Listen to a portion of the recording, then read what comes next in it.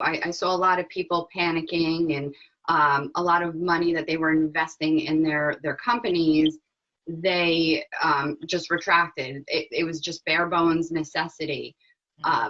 But as far as like the marketing for your team too, how did you keep the culture and not go into that panic mode response as a leader?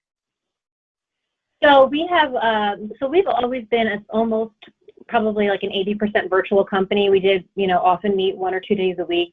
Part of the team that was in New Jersey would meet in the office, but the rest of us were pretty remote generally. So this wasn't a huge shock for us.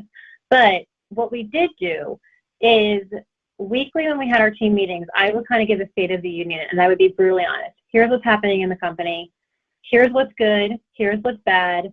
Here's what we think we're doing about it. Does anybody have any ideas? And we were as brutally honest as we could be the whole way. We didn't do any layoffs. Thank God we didn't have to, but we were honest about what the situation in the company was, what our concerns were, when things were bad, when things were good. And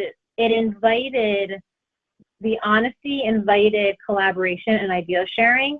And it also made everybody work twice as hard, not so much for their job, because they weren't, I was pretty honest, nobody was worried about getting fired, but to make sure that the company thrived as a whole. So I think that the open communication, and I think that's true whether you're in a virtual environment or a remote an in-person environment, but the over communication was really important. The other thing I will say is, this doesn't exactly relate to your initial question, but one of the challenges that I've had in the past with communication in a virtual environment is that it's really easy. I mean, I don't know about you guys. When I sit at my desk, I've got my computer, my email binging, my Teams chat can come up. I can be on a Zoom meeting and I get 3 alerts. My phone will start dinging with a text message. There's too many forms of communication, and it can be very stressful and overwhelming.